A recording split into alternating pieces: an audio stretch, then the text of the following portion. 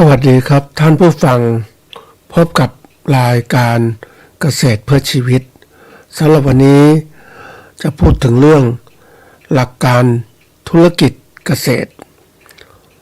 ก่อนเข้าสู่รายการก็มีธรรมะมาฝากท่านผู้ฟังหัวข้อจากหนังสือพจนานุกรมพุทธศาสตร์ฉบับประมวลศัพท์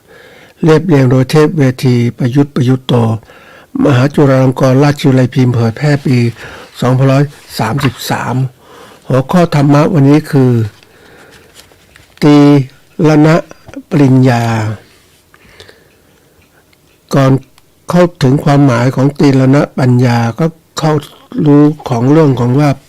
ปริญญาคืออะไรก่อนคำว่าปริญญาแปลว่าการกำหนดรู้การทำความเข้าใจโดยครบถ้วนมี3อย่างคือ1ญาตะปริญญากำหนดรู้ขั้นรู้จัก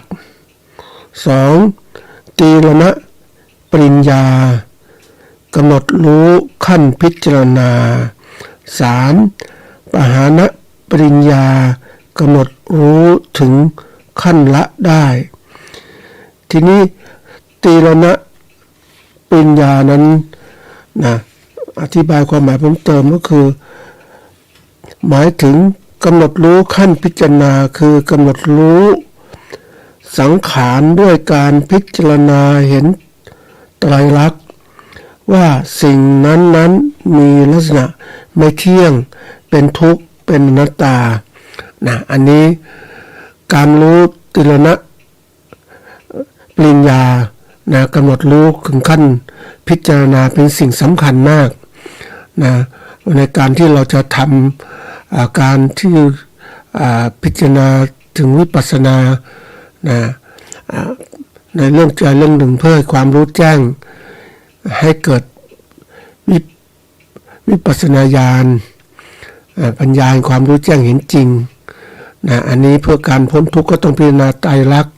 คือพิจารณากายของเราเนี่ยให้เป็นไตรลักษณ์ก็คือโดยหลักของไตรลักษณ์คืออนิจจังทุกขังอนัตตาก็จะเกิดการรู้แจ้งเห็นจริงได้มันก็ละระวางได้ทีนี้ในขั้นของเราที่เป็นอาจจะขั้นปุถุชนหรือกัลยาณชนแล้วแต่ก็ต้องรู้คำว่าปริญญาคือการกำหนดรู้นั่นแหละรู้ขั้นรู้จักรู้ขั้นรู้พิจารณารู้ขั้นรู้ละวางให้ได้อันนี้เป็นสิ่งสำคัญทีนี้เรามารู้เอาความรู้เหล่านี้เอาหลักการเหล่านี้มาก็เรียกว่ามาใช้ในทางโลกของเราคือเราก็เป็นปุถุชนหรือกัลยาณชนยังไม่ถึงอริยชนเนี่ยก็เอาหลักการนี้ประยุกต์ใช้คือธรรมะของพระเจ้าที่สอนนั่นแหละมาประยุกต์ใช้ในชีวิตประจำวันของเราก็เลยต้องการที่เราจะรู้เรื่องอะไรต่างๆประการแรกก็ต้องรู้จักซะก่อนมันเป็นอะไรดีเป็นอะไรสำคัญอย่างไรนะอันนี้รู้จักแล้วอันที่สองพิจารณาว่านะรู้ว่าพิจารณาว่ามันดีไหมหรือมันไม่ดีมันเพราะอะไรนะอันนี้มันก็พิจารณาด้วยใช้สติปัญญาหลักการเหตุผลต่างๆก็สามารถจะรู้ได้ว่ามันดีหรือไม่ดีถ้าไม่ดีก็ขั้นตอนที่3คือละมันไปละวางไว้เสียคือมันไม่ดีแล้วจะไปทำไมมันเป็นเรื่องกระบวนการตัดสินใจเหมือนกันเรื่องบางเรื่องนั้นเป็นสิ่งที่เราต้องฝึกอย่างนี้บ่อยๆนะท่านผู้ฟังเพราะว่าเราอยู่บนโลกของมนุษย์นะโลกของความที่เราต้องสัมผัสกับธรรมชาติเพราะนั้นเราต้องรู้จักรู้พิจารณารู้ละรู้วางในสิ่งที่ไม่ดีแล้วเก็บสิ่งดีไว้เลือกนี่แหละวางไปก่อนเพราะว่ามันสิ่งที่มันไม่ดีก็ต้องวางการจะรู้อย่างนี้ก็ต้องพิจารณาให้ดีมันจะเกิดการถ้าพิจารณาดีแล้วมันเกิดการแยกแยะต่างๆได้อย่างถูกต้องไม่ใช่ว่าอะไรคนก็ดีนะเราก็เชื่อเขาไปหมดเนี่ยมันไม่ได้เดี๋ยวนี้โลกยุคใหม่เป็นโลกที่น่ากลัวก็คือว่าสิ่งต่างๆที่มันปรากฏมันมีมากมายมันมีมากจนกระทั่งเราไม่สามารถจะเขาเรียกว่าเอาการพิจารณาโดยรวดเร็ว โดยไม่ใช้สติปัญญาไม่ได้หรอกเดี๋ยวนี้ต้องใช้มากเลยนะแล้วก็รู้ละสิ่งที่ไม่ดีซะก่อนมันดีมันเดี๋ยวนี้มันดีมันหาน้อยท่านผู้ฟังเราก็ต้องแยกสิ่งไม่ดีออกไปก็เหมือนตะแกรงร่อนนั่นแหละท่านผู้ฟังไปเห็นกระบวนการเขาเรียกว่าร่อนทองนะร่อนทองมันมีหลายแบบนะท่านผู้ฟังในสมัยของอ่างก็จะมี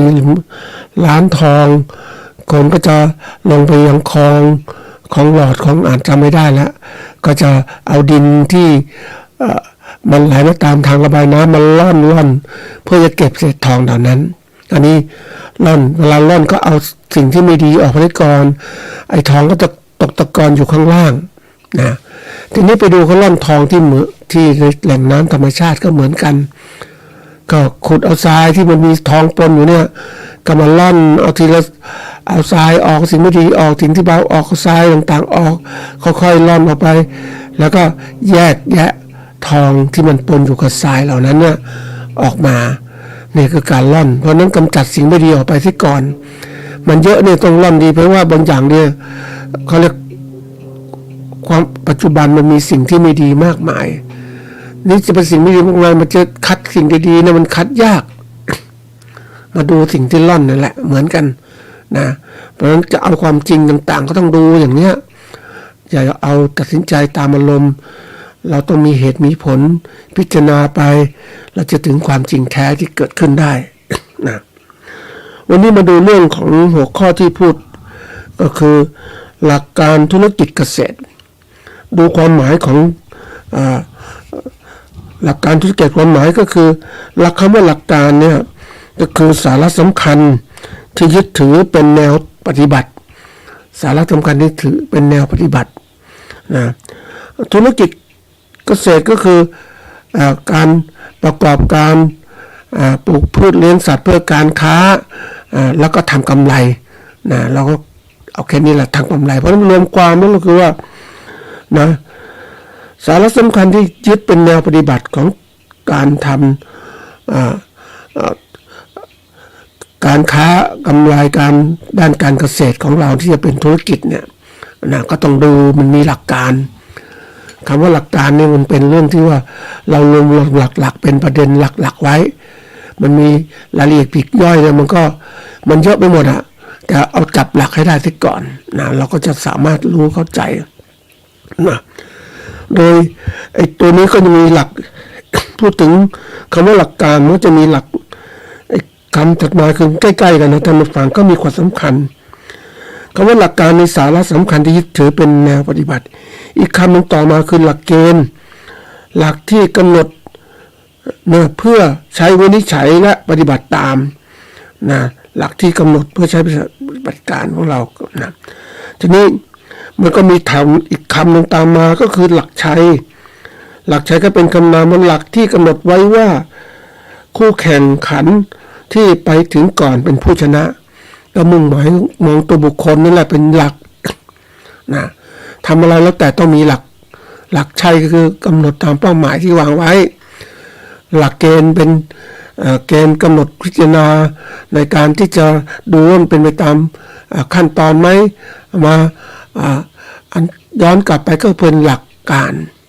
นะหลักการที่เรายึดถือเป็นหลักคือสาระปฏิบัติการของเรานะทุกอย่างมันมีหลักนะท่านผู้ฟังถ้าเราจับหลักได้เนี่ยมันก็สามารถพิจารณาประยุกต์ใช้ได้ทั้งหมดเลยนะที่มาพูดถึงหัวข้อนี้เพราะว่านะช่วงนี้เรามีเวลาว่างเพราะว่าธุรกิจเราพูดถึงจริงๆแล้วการเกษตรของเรายังมีปัญหามากมายทีเดียวแหละเราก็จะมีเวลาว่างมาพิจารณาใช่ก็เลยเลือกเอาข้อนี้ขึ้นมาความมุ่งหมายก็คือว่านะที่มันสำคัญก็คือว่าเพื่อให้ท่านผู้ฟังที่เป็นเกษตรกรหรือผู้การเกษตรเนี่ยให้ความสำคัญกับตัวเองมากว่าตัวเองนั้นมีความรู้ทัศนคติความสามารถในการทำเกษตรของตนเองอย่างไรหรือประกอบการธุรกิจตัวเองอย่างไรมันดีหรือไม่ดีเพราะว่าเราที่จะลุยไปถึงเหตุการณ์ข้างหน้าเนี่ยมันสถานการณ์ตอนนี้ไม่คดีเลย นะเราก็ต้องมาเอาเวลามาทบทวนตัวเราเป็นยังไงบ้างได้ค้นคว้าตัวเราเมื่อเราเจอปัญหาเช่นเจอปัญหาทุกข์ยากลำบากเกิดขึ้นก็ต้องมาย้อนกลับมาพิจารณาตนเองว่ามันเป็นเพราะอะไรมองที่ตัวเองก่อนอย่าไปโทษคนอื่นเขานะเราไปดูตัวเองนะอันถัดมาเมื่อเรารู้ว่าตัวเองเป็นยังไงปรับปรุงตัวเองก็เลยพัฒนาตนเองแล้วให้มันดีขึ้นให้มันสอดคล้องให้มีความสามารถมากขึ้นเพื่อให้เราอยู่รอดในโลกเกษตรของเราให้ได้นะอันที่สามก็คือว่าเราทำยังไงให้เกิดสำเร็จในธุรกิจก็คือได้ความรู้ต่างๆมาแล้วพัฒนาตัวเองแล้วทักษะความสามารถที่สูงขึ้นก็แน่นอนก็ลงมือทำเลยเพื่อธุรกิจเกษตรของเราได้กำไรอันนี้เป็นเรื่องสำคัญนะท่านผู้ฟังมันทำอะไรแล้วแต่ที่เคยบอกว่าต้องมีการทบทวนปัญหาอุปสรรคที่เกิดขึ้นมันเป็นยังไงอะไรมันทำให้เกิดความฉลาดมากขึ้นในการที่หาหนทางต่อไปเหมือนคนเราท่านผู้ฟังเมื่อขุดไปเอาง่ายๆท่านผู้ฟังทำเหมืองและทำแร่พลอยแร่อะไรต่างๆในสมัยก่อนเขาจะมีการขุดทำเหมืองพลอยเขาคันขุดไปในดินเป็นอุโมงค์เป็นท่อลงมาในดินเพราะว่าจะไม่สามารถจะเอาดินเยอะๆขึ้นมาได้ก็ทำเป็นรูลงไปในดินขุดไปที่นี่มันเจอปัญหาเจอนู่นเจอนี่ก็มามองหยุดซะสิมันดูมันเป็นไงทำไมมันขุดไม่ได้มันเจอหินเจออะไรต่างๆก็มามองพิจารณาเหมือนกันเจอปัญหาอุปสรรคก็ต้องคิดหาทางออกไม่ใช่ขุดไปเรื่อยๆไม่ได้มันต้องมีเทคนิควิธีการต่างๆการหยุดเนี่ยก็คือการที่เรามาคิดทบทวนนะเหมือนคนเจอปัญหาเจอความทุกข์ต่างๆก็มาหยุดทบทวนว่ามันเป็นยังไงมันเกิดปัญหาอะไรบ้างทำไมเป็นทุกข์ยากอย่างนี้อันนี้ก็สิ่งสำคัญนะท่านผู้ฟังเหมือนทำธุรกิจก็ต้องมีการถึงรอบปีรอบครบรอบก็ต้องมีการสรุปผลทบทวนหาทางแก้ไขว่าเป็นยังไงบ้างเหมือนกันเลยท่านผู้ฟังทุกอย่างมันมีหลักอย่างนี้ทีนี้ในเรื่องของการเกษตรของเราเนี่ยมันมีปัญหามากมายนะที่มาหัวข้อนี้ที่พูดหัวข้อนี้เพราะว่ามันเป็นจุดสำคัญมากคนเราส่วนใหญ่เนี่ยก็มักจะไม่ค่อยคิดถ้าเราไม่รู้จักคิดถึงเรื่องของปัญหาต่างๆที่เกิดขึ้นนะเราก็จะเลยมันไปเลยมันไปก็ไม่สามารถจะหาทางคิดพัฒนาความคิดของเราได้นะที่มาหัวข้อนี้ก็เนื่องจากว่าได้ผู้ดำเนินการได้มีโอกาสติดตามสถานการณ์เศรษฐกิจการเกษตรของประเทศไทยคือติดตามเรื่องของข้าวเปลือกแล้วก็ทุเรียนนะมันเป็นคือมันเป็นตัวที่ว่า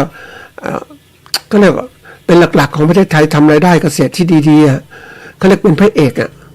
พระเอกนางเอกในหลักของการทำธุรกิจพระเอกนางเอกของพืชผลเกษตรที่เป็นพืชส่งออกที่ดีมีกำไรต่างๆแต่เดี๋ยวนี้เป็นยังไงบ้างข้าวเปลือกก็ราคาตกต่ำแล้ว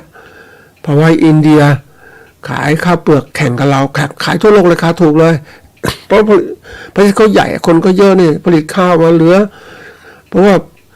ประเทศที่สมัยก่อนเนี่ยเขาบอกว่าอินเดียเนี่ยกลัว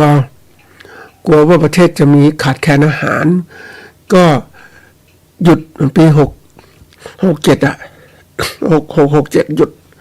ยุดการส่งออกข้าวไปขายต่างประเทศก็เพื่อให้เกิดความมั่นคงคือมีอาหารการกินกับคนอินเดียทีนี้เมื่อสถานการณ์เหล่านั้นผ่านไปได้แล้วอินเดียก็หารายได้คือผลิตข้าวออกมาขายเมื่อมาขายแข่งกับประเทศไทยเนี่ยไทยเคยเป็นเจ้าตลาดราคาข้าวดีช่วงนั้นราคาข้าวดีมากเลยข้าวเปลือกราคาดีคนก็ผลิตกันเต็มที่เลยเกษตรกรก็ผลิตนะก็ขายได้ราคาดีเพราะอินเดียไม่ส่งออกขายข้าวสู่ตลาดโลกทีนี้เมื่อปีเนี่ยปลายปี67นะ ก็อินเดียก็เริ่มอนุญาตให้มีการส่งออกข้าวอินเดียราคาถูกก็ขายทั่วโลกเลยผู้ซื้อข้าวไทยก็เลยหันไปซื้อข้าวของอินเดียก็เลยไม่มาซื้อข้าวของประเทศไทยราคาข้าวเปลือกที่ส่งออกนอกก็ตกต่ำลงพ่อค้าก็กดราคา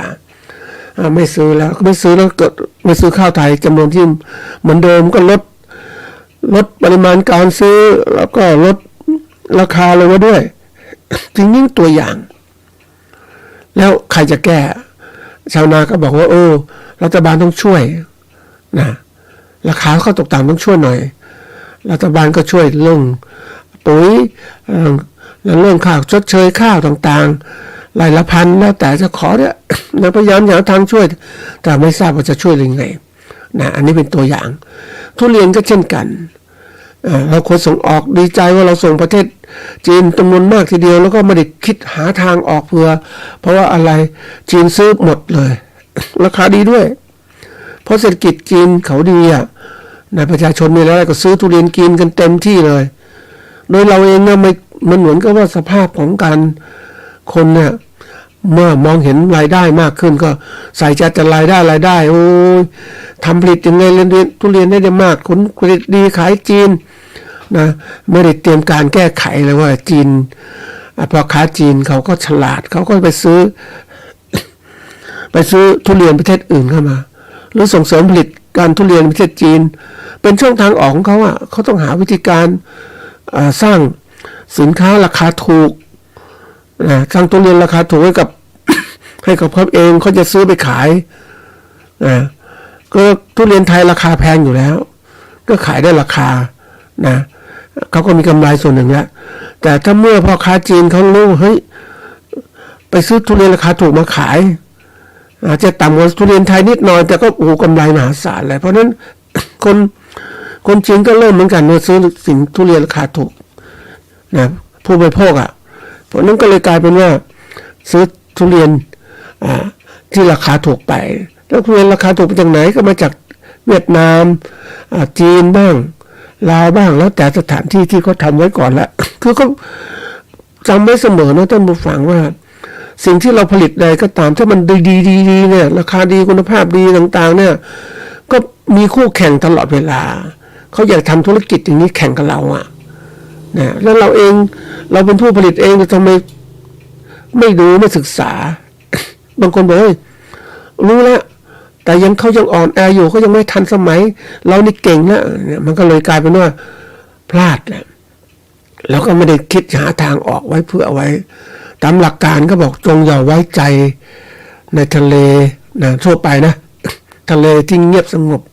ทะเลที่นิ่งเนี่ยน่ากลัวมากแต่ทะเลที่มีคลื่นมีอะไรเราสามารถวัดการเปลี่ยนแปลงต่างๆได้แต่ทะเลมันนิ่งเราก็ประมาทเป็นสิ่งที่น่ากลัวเมื่อตลาดทุเรียนมันดีค่าตลาดข้าวมันดีเราก็สบายใจมันดีแน่ๆเลยแต่ไม่เคยคิดว่าจะมีการผกผันเปลี่ยนแปลงต่างๆเกิดขึ้นอันนี้มันเป็นสิ่งที่ต้องคิดตลอดเวลานะท่านผู้ฟังว่าอะไรก็ตามที่เราดีๆเรา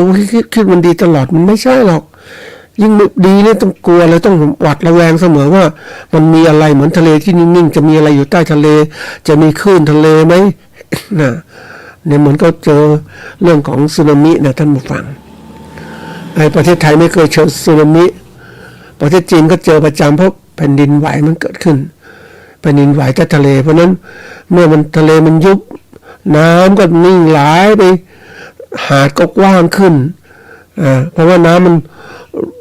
ไหลไปยังบริเวณยุบตัวของแผ่นดินที่เกิดแผ่นดินไหวเกิดขึ้นหลังจากนั้นน้ำก็ไปเจอกันชนกันก็เลยสูงขึ้นก็ย้อนกลับมากระทบฝั่งอันนี้เรามันขึ้นมาทำลายคนไม่รู้จักเตรียมตัวเราเนี่ยก็จะเป็นสิ่งที่อันตรายแต่คนที่เขารู้เขาเตรียมตัวหมดแล้วก็ไม่ไว้ใจนะประเทศญี่ปุ่นเป็นประเทศที่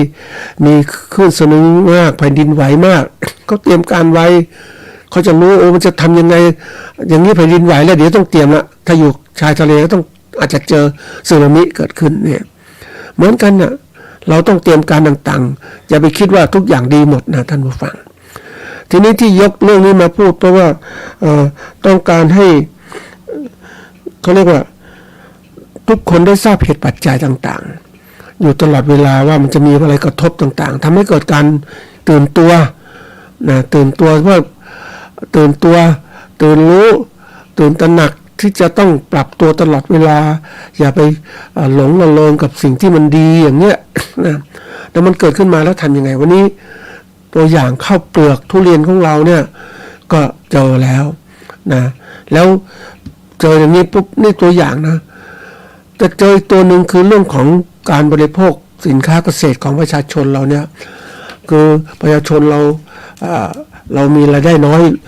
คือธุรกิจอุตสาหกรรมต่างๆเนี่ยมันไปไม่ค่อยดีนะการขายไม่ดีปุ๊บเพราะนั้นการจ้างงานต่างๆก็น้อยลงนะรายได้ก็ไม่ค่อยมีนะผลรายได้ผู้บริโภคไม่ค่อยดีพอก็บริโภคสินค้าเกษตรก็น้อยลงนะประหยัดอะมันจะสำคัญกับประหยัดกินอย่างประหยัดใช้อย่างประหยัดเพราะฉะนั้นต้องรู้ว่าจะต้องเตรียมการอย่างไรเพราะเศรษฐกิจโลกมันตั้งแต่เกิดเรื่องของโควิดมาแล้วทำให้การเดินทางต่างๆไม่ดีการใช้สินค้าของประชาชนก็ไม่ดีมันประกระเทือนหมดอะการลงทุนต่างๆก็ไม่ดีอันนี้มันเราต้องรู้ตัววันนี้สถานการณ์ของสงครามที่มันเกิดขึ้นมามันก็ตัวเตือนเราต้องรีบจัดการต่างๆอย่าไว้ใจเด็ดขาดต้องศึกษาเตรียมตัวแล้วก็ต้องรู้รัฐบาลของเราด้วยว่าจะจัดการอย่างไรนะประชาชนตื่นตัวไหมนะวันนี้ได้ข่าวตัวหนึ่งน่าสนใจท่านผู้ฟังที่เคยเล่าไว้ตอนนะประชากรไทยลดลงนะที่น่ากลัวก็คือลดลงเนี่ยก็คือเด็กเกิดใหม่เขาไม่ค่อยมีเด็กเกิดใหม่ไม่ค่อยมีปุ๊บมันกระเทือนมาแล้ววันนี้ว่าโรงเรียน346แห่งในประเทศของเราเนี่ยปิดตัวลงเพราะไม่มีนักเรียนไปเรียนนะอันนี้เห็นอะไรไหมถ้าวัยนักเรียนเนี่ยสมมติว่าช่วงวัยนักเรียนเนี่ยมันเรียนอาจจะปประถมก็แล้วกันเพราะนั้นแน่นอนพวกนี้เกิดน้อยลงเพราะนั้นผู้จะเป็นผู้สูงวัยมีจำนวนไม่มากแล้วเพราะว่าจากเด็กน้อยลงเนี่ยเติบโตเป็นผู้ทำงานไปเรื่องต่างก็น้อยลงก็มันน้อยอ่ะมันกระเทือนหมดเพราะฉะนั้นต่อไปสินค้าเกษตรที่ผลิตมากๆก็ต้องคิดว่าให้ผลิตไปให้ใครเพราะว่าผู้บริโภคน้อยลงเนี่ยอันตรายแล้วในประเทศเรานะแล้วจะก็ขายทั่วโลกไหมมันก็มีแนวโน้มที่เหมือนกันทั่วโลกก็คือการที่ประชากรของโลกเนี่ยเขาก็ตระหนักแล้วคือระดับประชากรโลกมันไม่ก็เพิ่มขึ้นเท่ามากมันเพิ่มขึ้นในอัตราที่ลดลงอ่ะนะเพราะนั้นเราต้องเตรียมการศึกษาว่าจะต้องทำอาหารอะไรผลิตสินค้าเกษตรแบบไหนที่จะตอบสนองต่อผู้บริโภคเหล่านี้คือเขามีจำนวนน้อยแล้วก็เราผลิตอาหารแบบไหนที่จะให้มีปริมาณที่เหมาะสมแล้วก็เป็นที่ต้องการของผู้บริโภคเหล่านี้ถ้าเราผลิตส่งออกนะในประเทศก็เช่นกันนะทีนี้เราต้องมีเวลาแล้วก็มาการที่เราจะต้องปรับตัวเราเองของเราเนี่ยที่ทั้งหมดเนี่ยมาพูดถึงการปรับตัวของผู้ประกอบการนะไม่ใช่ว่าเราคิดว่าเป็นเกษตรกรธรรมดาแล้วมันไม่ต้องคิดอะไรมากทำแบบพอมีพอกินน่ะมันจะมีความรู้ในระดับหนึ่งว่ารู้ปรับตัวต่างๆแต่การรู้ปรับตัวมันช้าปรับตัวพอปรับตัวแบบใหม่คือปรับตัวนักธุรกิจนะท่านผู้ฟังอันนี้ทำไมต้องพูดนักธุรกิจเพราะเขาไว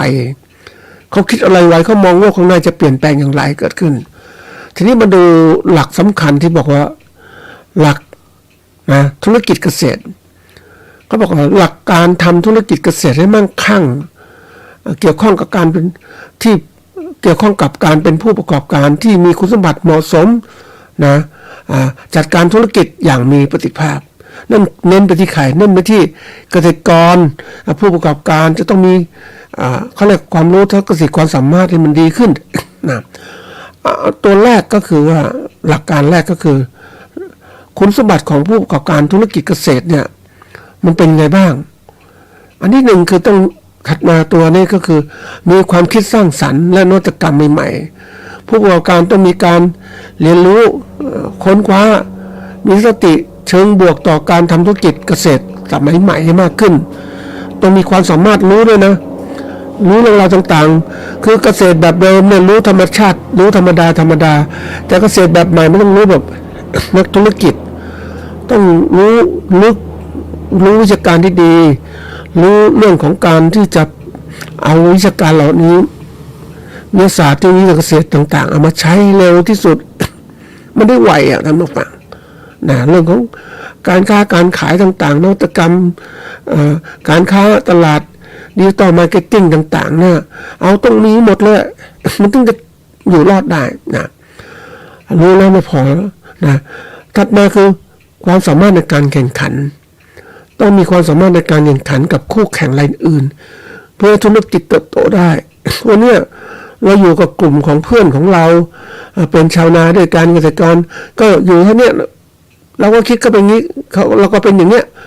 แต่ต้องคิดต่างจากเขาให้มากขึ้นเราต้องเก่งมากขึ้นเพราะเราต้องค้าขายสินค้าเกษตรเราให้มากขึ้นดีขึ้นนะเหมือนตัวอย่างนะไปเจอเกษตรกรที่ทำเห็ดนะทำเห็ดเขาก็ทำแบบธรรมดานะมึงฟังทำเห็ดกองเห็ดฟางกองอย่างเงี้ยแต่ยุคใหม่นี้เขาทำเห็ดฟางแบบใหม่นะเพราะมีเชื้อเห็ดมีอะไรต่างแล้วก็ยุคใหม่นี้เขาค้าขายเห็ดแบบใหม่นะคือหมายความว่าเขาสามารถที่จะทำเห็ดเหล่านี้มีวัสดุต่างๆนะวัสดุต่างๆที่เป็นเชื้อเห็ดเลยนะเพราะเชื้อเห็ดไปแล้วอยู่ในส่วนภาชนะปลูกของเนี่ยขายให้กับผู้บริโภคไปเลยผู้บริโภคก็จะนำสิ่งเหล่านี้ไปไว้ที่บ้านแล้วก็จะเกิดดอกเห็ดทุกวันไม่ต้องมาซื้อแล้วก็กินเห็ดสดต่างๆนี่คือการพัฒนาที่เขาเรียกแข่งขันเอาชนะกับผู้ประกอบการที่เพาะเห็ดแบบธรรมดาแต่นี่เขาเพาะเห็ดที่เก่งมากแนวคิดต่างๆเหล่านี้เป็นเรื่องที่สำคัญมากเราต้องคิดต่างๆให้มันแข่งขันเอาชนะกับเพื่อนเราให้ได้ก่อนแล้วก็ไปชนะเรื่องการตลาดอันนี้เป็นสิ่งสำคัญนะถ้าเราไม่ทำอย่างนี้เราก็จะช้าเกินไปนะท่านผู้ฟังนะอันถัดมาก็คือขับเคลื่อนธุรกิจไปสู่เป้าหมายวันนี้ทุกเกษตรกรทุกท่านหรือผู้ประกอบการเกษตรก็มีเป้าหมายว่าเราไม่ทำเกษตรแบบธรรมดาหรือประกอบการเกษตรแบบธรรมดาเราต้องประกอบการเกษตรแบบมีกำไรทำไงให้มีกำไรแล้วก็ให้มันอยู่รอดอยู่ดีมันคงยั่งยืนคือรวยขึ้นอ่ะไม่ใช่ปล่อยไปเหมือนเดิมเรื่อยๆไปไม่ปรับตัวต่างๆคือเราต้องมีทิศทางและมีความมุ่งมั่นมากเราอยากจะไปถึงเป้าหมายนั้นได้เพราะฉะนั้นเราทำธุรกิจนั้นต้องมีความกระตือรือร้นทำยังไงได้เพื่อจิตใจจดจ่อสิ่งนี้มันดีขึ้นนะอันนี้สำคัญมากเลยเราต้องมีความก็เรียกยืดหยุ่นปรับตัวตลอดเวลาสนองตอบต่อการเปลี่ยนแปลงนะอันเป็นโอกาสที่อดทนต่อสถานการณ์ต่างๆที่ไม่แน่นอนที่มันมีอยู่จะต้องทำอย่างไรเพราะเราเองเนี่ยถ้าเราคิดว่ารอบๆของเราเนี่ยคงที่เสมอเพราะฉะนั้นเราก็มองแค่เฉพาะธุรกิจของเราทำนี้แต่จริงๆแล้วทุกอย่างมันเปลี่ยนแปลงตลอดตัวสำคัญที่สุดก็คือรอบสิ่งแวดล้อมรอบกายของเราเนี่ยมันเปลี่ยนแปลงธุรกิจต่างๆมันเปลี่ยนแปลงตลอดเวลาเราเองก็ต้องเปลี่ยนต้องปรับให้มากขึ้นเมื่ออยู่แบบอะไรหลังสู้ฟ้าหน้าสู้ดินไม่ได้แล้วเดี๋ยวนี้นะท่านผู้ฟังอย่างเราต้องปรับว่าหลังสู้ฟ้าหน้าสู้ดินขนาดทำแต่ขณะเดียวกันเนี่ยเมื่อเราเงยขึ้นมาเนี่ยเราก็ต้องมองฟ้ากว้างขึ้นมาให้มันเห็นถึงการเปลี่ยนแปลงและมุ่งสู่การปรับตัวเองของเราเพื่อความสำเร็จในธุรกิจไม่ใช่ปล่อยไปเรื่อยๆอย่างเนี้ยนะอันนี้เป็นปัญหามากของการประกอบการธุรกิจเกษตรของเราเองเนี่ยส่วนใหญ่หลายคนก็ไม่เคยรู้ว่าธุรกิจของเราเป็นอย่างไรนะท่านผู้ฟังนะอันนี้เป็นเรื่องสำคัญมากคำที่ว่าต้องมีความเชื่อถือและเชื่อมั่นเนี่ยซื่อสัตย์ธุรกิจเกษตรของเราเนี่ยเป็นสิ่งสำคัญมากในโลกปัจจุบันเพราะว่าโลกปัจจุบันเนี่ยธุรกิจเกษตรของเราเนี่ยมันเผชิญปัญหาต่างๆแล้วก็มีกฎระเบียบเกิดขึ้นว่าทำยังไงให้มีความน่าเชื่อถือและความซื่อสัตย์ในธุรกิจเกษตรของเราอันนี้เป็นเรื่องหลักนะท่านผู้ฟัง อย่างนี้โลกเกษตรมันเปลี่ยนมากๆเลยมันไม่เหมือนเดิมเพราะฉะนั้นเราต้องเขาเรียกว่า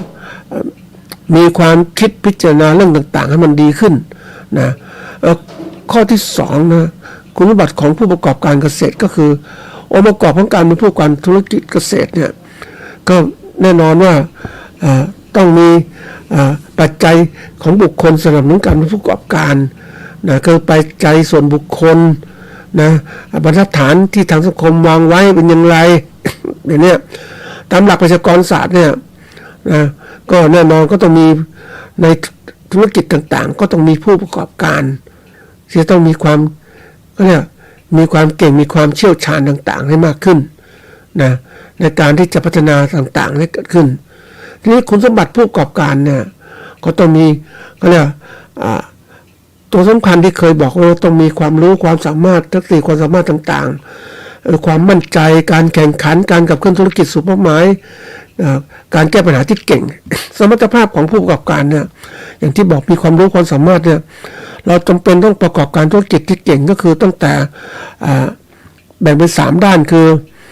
สมรรถภาพคุณลักษณะของผู้ประกอบการสมรรถภาพของการด้านเทคนิคและความสามารถในการจัดการต่างๆในการจัดการธุรกิจทำอย่างไรอันนี้สำคัญนะท่านผู้ฟังตัวผู้ประกอบการต้องเก่งนะถ้าวันนี้เรามองตัวเราเองถ้าเป็นแค่เกษตรกรธรรมดาก็แค่นี้ก็ดีแล้วว่างั้นมันไม่ได้วันนี้มันต้องปรับตัวเกษตรกรเป็นผู้ประกอบการมีความรู้ในการตลาดความสามารถในการประกอบการให้มากขึ้นนะอันถัดมาเรื่องของการข้อที่3คือแนวทางพัฒนาธุรกิจเกษตรของเราเนี่ยมันมีแนวทางนะท่านผู้ฟัง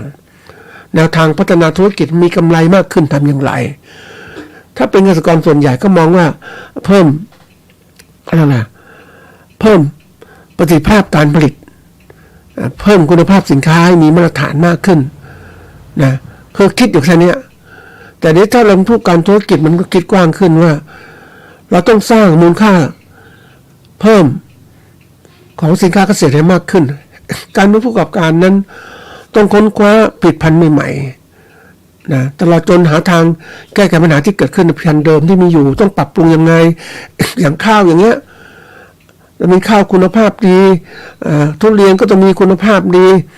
นะแก้ไขปัญหาต่างๆขึ้นอันนี้พัฒนาวางเพิ่มมูลค่าพัฒนาภายในกิจการตัวเองต้องคิดว่าเฮ้ยทำไงกิจการตัวเองที่เจริญก้าวหน้าในสิ่งที่เป็นอยู่ต้องมีความคิดที่แตกต่างขึ้นเพื่อพัฒนาการเจริญเติบโตให้ดีขึ้นกว่าเดิมนะอันนี้เป็นตัวสำคัญนะในตัวกิจกรรมของเราเนี่ยอย่างเราทำนาเนี่ยก็จะมี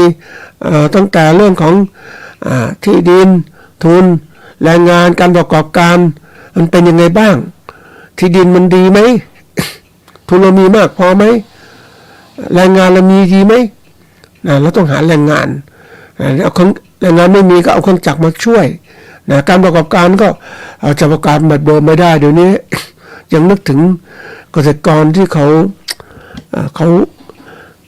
ไม่มีแรงงานท่านผู้ฟังนะเขามีทุนอย่างเดียวเพราะอายุเขามากแล้วเนี่ยเขาจ้างคนหมดเลยนะท่านผู้ฟังในกระบวนการทุกอย่างของเขาเนี่ยนะเขาจ้างเหมาหมดเลยแต่ละช่วงตั้งแต่ที่ดินจ้างเหมาทำที่ดินไถต่างๆทั้งหมดไถพรวนต่างๆการเพาะกล้าทำนาการดำนาการให้น้ำให้ปุ๋ยการที่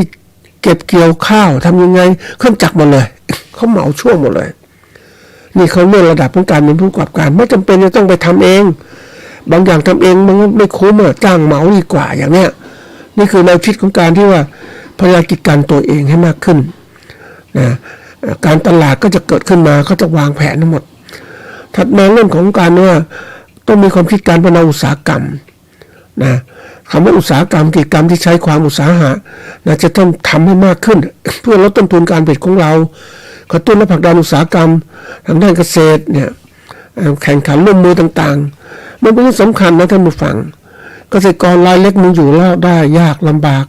เพราะฉะนั้นรัฐบาลก็บอกต้องมีการทำเกษตรกรแปลงใหญ่มารวมกันทำมารวมกันขายแต่ถามว่า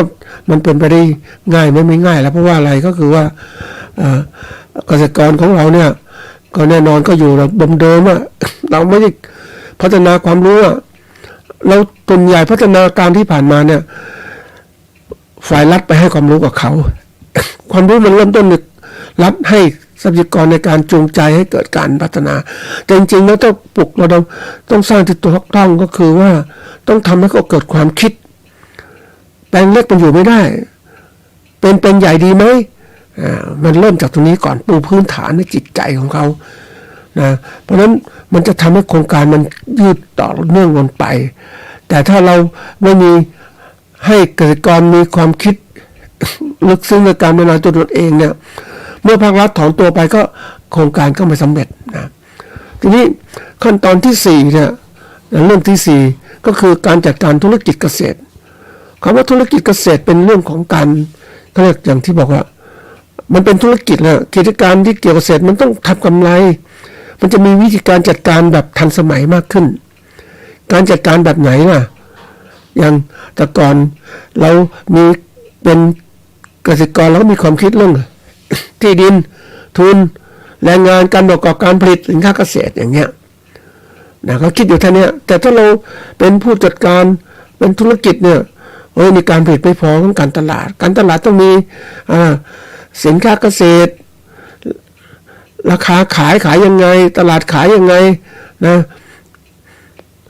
การส่งเสริมการขายทำอย่างไรอย่างเงี้ยเดี๋ยวนี้มันต้องมีการเกษตรแนวทางใหม่เยอะแยะไปหมดนะเพราะนั้นเราคิดการจัดการปัจจัยการผลิตนะจัดการอย่างไรจัดการปัจจัยการตลาดทำอย่างไรบริหารธุรกิจอย่างไรก็บริหารคือต้องมีเขาเรียกว่าตามหลักการคือวิจัยปัญหาการวางแผนการจัดองค์กรการควบคุมการประเมินผลต่างๆอย่างง่ายๆของเขาใช้เนี่ยนะง่ายๆที่คนชอบใช้กันมากก็ตามหลักก็คือว่ามีการวางแผนนะวางแผนแล้วลงมือทำตามแผนมีการประเมินผลมีการปรับการกระทำใหม่ให้เกิดขึ้นหมุนเวียนก็เลยตามหลัก PDCA ที่เขานิยมใช้กันเนี่ยนะเป็นหลักบริหารง่ายๆแผนดูเช็คแอคชั่นนี่แหละนะแล้วก็ทำได้เพราะนั้นวันนี้แนวคิดของการทำพวกนี้เราก็ต้องนำมาใช้ในการประกอบการธุรกิจเกษตรของเราต้องคือตัวเราต้องเป็นผู้ประกอบการจริงๆมีความคิดให้ดีมากขึ้นก็เรียกเป็นเจ้าของธุรกิจนะอันที่5ก็คือนโยบายการสนับสนุนจากภาครัฐเนี่ยต้องบอกโดยตรงว่าเดี๋ยวนี้อย่าไปหวังอะไรจากภาครัฐเพราะว่าเมื่อประเทศที่มันเติบโตแข่งขันเนี่ยเขาเรียกว่ามีความสามารถในการแข่งขันประเทศพัฒนาแล้วเนี่ยเขาไม่ได้รับการสนับสนุนจากภาครัฐจะปกป้องเขาอย่างห่างๆแต่กิจการต่างๆเป็นกิจกรรมที่เกษตรกรจัดการเองอย่างตัวอย่างเช่นนะคือในประเทศญี่ปุ่นเนี่ย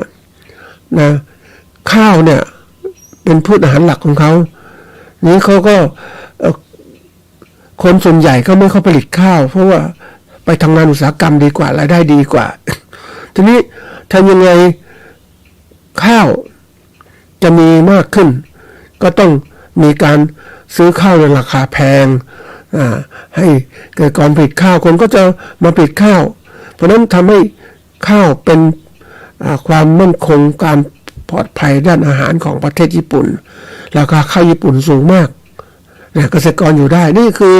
เขาก็สนับสนุนกิจการแล้วก็มีมาตรการกีดกันไม่ให้ประเทศอื่นส่งข้าวไปนะก็เพื่อว่าให้ประเทศก็ยืนอยู่ได้นะเขาจะไม่สนับสนุนเต็มตัวแต่เขาก็มีกฎระเบียบต่างๆแต่ถ้าเราจะถึงก็ต้องมาดูนโยบายภาครัฐของเราเนี่ยการลงทุนรัฐควรจะลงทุนอะไรช่วยเกษตรกรสมมติก็ให้ความรู้สิให้วิทยาศาสตร์ความรู้วิทยาศาสตร์ที่เพิ่มอัตราการลงทุนในภาคเกษตรเน้นหาเทคโนโลยีสมัยใหม่เกิดขึ้นวิจัยพัฒนาต่างๆลงทุนวิจัยพัฒนาการเกษตรตั้งแต่พันธุ์พืชพันธุ์สัตว์หาพันธุ์พืชพันธุ์สัตว์ที่ดีนะจัดการตรงนี้การเทคโนโลยีการให้น้ำการจัดการพืชจัดการสัตว์อย่างไรให้เจริญโตดีมาตรฐานสินค้าเกษตร การประกอบการเกษตรที่ดี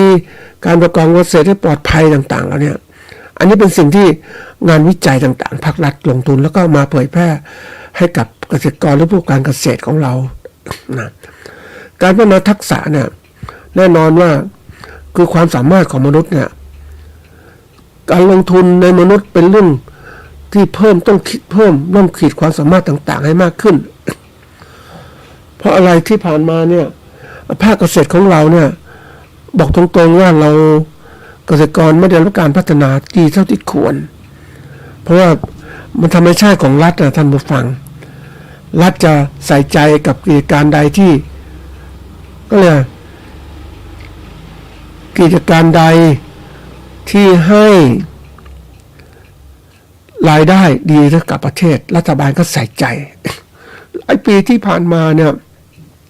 รัฐบาลใส่ใจเรื่องของการที่เราผลิตสินค้าส่งออกมากขึ้นในอุตสาหกรรมต่างๆมากขึ้นก็ไม่ได้ใส่ใจเรื่องของ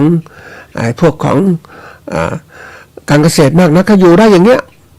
เพราะว่าทำกับอุตสาหกรรมอื่นมันได้ผลกำไรมากกว่าได้ส่งออกทำรถยนต์ทำอะไรต่างๆลงต่างประเทศลงทุนอย่างเงี้ย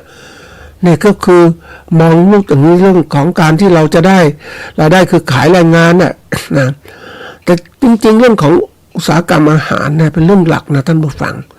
แต่เราเหมือนกับว่าเขาเรียกประเทศไทยเนี่ยโอเวอร์ซัพพลายด้านอาหารเกษตรกรทุกคนก็ผลิตอาหารเพื่อความมั่นคงตัวเองก็คือว่าอย่างน้อยฉันมีกินมีใช้เหลือขายทุกคนผลิตสินค้าเกษตรเพราะนั้นมันก็มีสินค้าเกษตรจำนวนมากทีเดียวประเทศไทยอุดมไปด้วยอาหารการกินเนี่ยประเทศอย่างนั้นนะเพราะฉะนั้นมันจะทำอย่างนี้ปุ๊บคือก็เห็นประชากรไทยเกษตรกรอยู่ดีแล้วก็ไม่ได้ใส่ใจแต่ความจริงถ้าเราประเทศไทยมีรัฐบาลที่มีคุณภาพที่ดีเขาจะใส่ใจเรื่องของการพัฒนาสินค้าเกษตรเพื่อการส่งออกให้มีคุณภาพมากขึ้นนะแล้วก็มีรายได้มากขึ้นแปรรูปต่างๆมากขึ้นอันนี้คือตัวสำคัญอยากจะเป็นอย่างนี้แต่ว่ามันพัฒนาช้าตอนนี้คือบางอย่างเนี่ยเอกชนก็ทำได้ดีอย่างบริษัทผู้ประกอบการเกษตรรายใหญ่ๆนะเขาทำสินค้าส่งออกนะก็ติดอันดับโลกอ่ะนะหลายอย่างสินค้าประมงสินค้าแปรรูปต่างๆเยอะแยะไปหมดนะอันนี้คือตัวสำคัญนะเราหวังภาครัฐทำไม่ได้เราเองวันนี้ต้องอยู่ที่ตัวเกษตรกรเองว่าจะทำอย่างไรนะโดยสรุปการธุรกิจเกษตรเนี่ยให้มันคงต้องอาศัยทั้งคุณสมบัติของผู้ประกอบการที่ดีมีทั้งความรู้ทั้งความสามารถในการจัดการธุรกิจที่มีสภาพให้ประโยชน์เกิดขึ้นจากการมีนวัตกรรมต่างๆในการที่เราจะพัฒนาสู่การเกษตรที่ทันสมัยอันนี้เป็นเรื่องใหญ่นะท่านผู้ฟังทีนี้ตัวของเกษตรกรเองเนี่ยเขาก็บอกว่าต้องมีเรื่องของความรู้ต่างๆที่มากขึ้นเราเองต้องเก่งทุกด้านนะท่านผู้ฟังไม่ใช่ว่าเราปล่อยให้เป็นเกษตรกรแบบนี้ไม่ได้แล้ววันนี้เราต้องมีตัวสมบัติของเราเองก็คือต้องมีคุณสมบัติของการเป็นเจ้าของธุรกิจการเป็นเจ้าของธุรกิจเนี่ยมันเรื่องใหญ่นะท่านผู้ฟังความสำนึกในการเป็นเจ้าของธุรกิจมันเป็นเหมือนกับปลูกฝังของการเป็นเจ้าของธุรกิจเนี่ยมันเป็นความมีเจ้าของเราทำอะไรที่ความเป็นเจ้าของธุรกิจที่มั่นคงเนี่ยมันต้องเป็นตัวผู้ประกอบการที่เป็นเจ้าของต้องมีความมุ่งมั่นจริงๆนะโดยจัดด้วยความคิดความสามารถสร้างสรรค์นำนวัตกรรมต่างๆมาใช้แล้วการเป็นผู้ประกอบการที่คนคิดพัฒนาผลิตภัณฑ์ใหม่ๆมันจะเกิดขึ้นมากนะเราไม่ใช่อยู่ไปเรื่อยๆอย่างนี้ไม่ได้เดี๋ยวนี้ต้องคิดใหม่เราก็คิดสร้างสรรค์ของเราเองว่าเฮ้ยจะทำยังไงปกติแล้วเนี่ยนะเราคิดไปเพื่ออะไรก็แน่นอนว่าเราคิดเพื่อเราจะได้มีกำไรมากขึ้นจุดกำไรอยู่ตรงนี้ครับท่านผู้ฟังทำทุกอย่างเนี่ยเดี๋ยวนี้คนก็บอกว่าใช้เงินเป็นตัวล่อนะเราต้องการร่ำรวยเนี่ยคิดง่ายๆมนุษย์ปุถุชนเนี่ยทำไปเพื่ออะไรร่ำรวยมีเงินเนี่ยซื้อความสุขต่างๆได้อย่างเงี้ย เพราะนั้นความรู้สึกเหล่านี้มันเกิดขึ้นเป็นธรรมชาติของบุคคลที่เขาทำธุรกิจนักธุรกิจที่สำเร็จหลายคนก็มีความมุ่งมั่นอย่างนี้แหละอยากจะได้เงินมากๆทำยังไงความเป็นธุรกิจเพราะนั้นเขาจะใส่ใจธุรกิจของเขามากขึ้นนะก็ไม่ก็เที่ยวไปมาเหมือนกับเราทำธุรกิจแล้วไม่มีความคิดธุรกิจนะท่านผู้ฟังเอาง่ายๆท่านผู้ฟังถ้าเราเป็นธรรมดาเกษตรกรธรรมดาก็ใช้ชีวิตไปวันๆกินมีอาหารการกินพร้อมไม่คิดอะไรเลิกจากการทำนาก็พักผ่อนมั่งอะไรอย่างเนี้ยนะคือคิดแค่ทำอย่างเดียวแต่นักธุรกิจไม่ใช่เขาคิดทุกขณะคิดตลอดเวลาที่เขาตื่นทำไงเขาจะมีเงินมากขึ้นมีกำไรมากขึ้นในการทำสินค้าของเขาอย่างเนี้ยอันนี้คือเรื่องจริงนะไปดูนักธุรกิจตื่นปุ๊บก็คิดจะทำนู่นตรงนี้ไปหรือไปทำงานปุ๊บว่าสร้างสรรค์สินค้ายังไงเอาสินค้าขายยังไงขายใครราคากำไรเท่าไหร่ยังไงขายคนนี้เป็นยังไงมีตลาดที่ไหนนะเอาทำไงสินค้าขายไปแล้วจะเอาสินค้าอื่นมาทำอะไรได้ไหมคิดอยู่ตลอดเวลาเนี่ยเพราะฉะนั้นคนก็จะเก่งคนก็มีความคิดต่างๆความรู้สึกนึกคิดมันต้องสร้างขึ้นมาก็บอกคนเนี่ยเป็นทักษะของการเป็นผู้บริหารธุรกิจเนี่ยก็ต้องมีความคิดตลอดเวลาในเรื่องทำยังไงผลิตสินค้าเกษตรไงไปรูปอย่างไรขายยังไงขายถึงพวกที่ไหนกลุ่มไหนประเทศไหนอย่างไรเขาคิดตลอดเวลานะแล้วก็เขาคิดไม่พอนะเขาสร้างสรรค์ความคิดเพิ่มเติมก็คือค้นคว้าหาความรู้ใหม่ๆเข้ามาใช้นะแล้วก็เอามาใช้แล้วก็แก้ไขปัญหาธุรกิจเขาขนาดเดียวกันเลยมีการทดลองก็ต้องฝึกการคิดแก้ไขปัญหาที่เกิดขึ้นกับผลิตภัณฑ์ทุกตัวของเขาตั้งแต่กระบวนการผลิตกระบวนการตลาดเป็นยังไงแล้วก็สร้างสิ่งแปลกๆใหม่ๆเกิดขึ้นนะสิ่งเหล่านี้จะเกิดขึ้นได้อย่างไรก็คือต้องอาศัยเขาเรียกว่าคนเราเนี่ยนะมันต้องมีความคิดเขาเรียกจินตนาการคำว่าจินตนาการมันเหมือนฝันอะฝันคิดเหมือนคนฝันกลางวันท่านผู้ฟังนอนฝันกลางวันแต่ฝันไม่ต้องเขาทำให้ความฝันเป็นจริงว่าฉันจะเป็นอะไรผลิตข้าวคุณภาพดีสู่ผู้บริโภคโดยตรงนะฉันจะมีกำไรดีฝันว่าจะทำยังไงนะคิดอยากจะไปหาความรู้เพิ่มเติมแล้วนะจะปรับยังไงเพราะฝันอย่างเดียวมันฝันถ้าไม่มีองค์ประกอบความรู้ที่มากพอมันก็กลายเป็นฝันกลางวันฝันที่ไม่เขาเรียกว่าฝันที่ไม่มีเหตุมีผลน่ะมันไม่ได้เพราะฉะนั้นเขาก็ต้องหาความรู้เพิ่มเติมว่าเห็นช่องทางตลาดอย่างไรเห็นการพัฒนาธุรกิจอย่างไรมันเป็นอย่างนี้ที่เกิดขึ้นคนเราเนี่ยก็บอกต้องมีฝันน่ะฝันความสำเร็จใฝ่ฝันที่เกิดขึ้นแล้วก็บางครั้งมีฝันว่าทำให้เป็นจริงได้ไหมก็ต้องเอาความฝันเรานำมาร่างเป็นแผนปฏิบัติการสู่ความเป็นจริงที่เกิดขึ้นแล้วก็มีตัวสำคัญที่สุดคือการที่ได้ลงมือทำตามฝันนั่นแหละเมื่อลงมือทำตามฝันแล้วมันจะเกิดเลยเหมือนเกิดความสำเร็จหรือบางครั้งก็ความล้มเหลวสำเร็จก็ได้ผลต่อก็ต่อไปยอดไปเรื่อยนะแต่ถ้าล้มเหลวปุ๊บก็นำความล้มเหลวนั้นเป็นส่วนหนึ่งการเรียนรู้เพื่อพัฒนาในกิจการต่อไปว่าทำไงธุรกิจมันจะเจริญก้าวหน้าเกิดขึ้นนะอันนี้เป็นเรื่องที่เราต้องคิดนะท่านผู้ฟังการพัฒนาความคิดของเราเนี่ยมันเป็นเรื่องที่ว่าต้องฝึกอะมันไม่ใช่ว่าจะฝึกได้ยังไงก็ต้องมีความรู้หาความรู้เพิ่มเติมแล้วก็ลงมือทำเกิดทักษะเพราะว่าเรื่องของความคิดเนี่ยมันคิดได้จากการอ่านต่างๆคิดแต่คิดมันตีบตันเพราะอะไรไม่ได้ปฏิบัติอ่ะมันก็ไม่เกิดความเป็นจริงใช่ไหมเพราะนั้นวันนี้ต้องมาปฏิบัติลองทำดูนะอย่างเราทำนาอย่างเงี้ยก็คิดจะเปลี่ยนนู่นเปลี่ยนนี่เปลี่ยนควายมาเป็นควายเหล็กมาเป็นจ้างไถนาทำต่างๆทั้งหมดนะเราต้องคิดเปลี่ยนแปลงต่างๆเพื่อให้มันดีขึ้น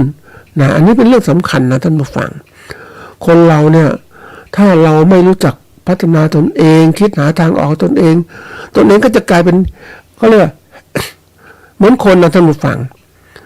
ถ้าไม่ฝึกตัวเองให้เข้มแข็งแข็งแรงนะก็จะเดินไม่ได้อ่อนแอแต่เราฝึกเดินบ่อยๆทำบ่อยๆมันก็สำเร็จเองนะท่านผู้ฟังมันเป็นพูดเรื่องยากนะเหมือนเรายกของนะท่านผู้ฟังก่อนเรายกประมาณ 1 กิโลก็ปวดเมื่อยไปหมดแล้วนะตอนฝึก1 กิโลเป็น1.5 กิโล2 กิโล3 กิโล4 กิโล5 กิโลยกได้หมดเลยนะเพราะเรามีความชำนาญนั่นเองนะเพราะนั้นวันนี้อยากจะให้ทุกท่านนะได้มีความชำนาญในการฝึกฝนตัวเองแล้วก็รีบสร้างสรรค์ตัวเองให้ไปสู่โลกของความสำเร็จในธุรกิจนะ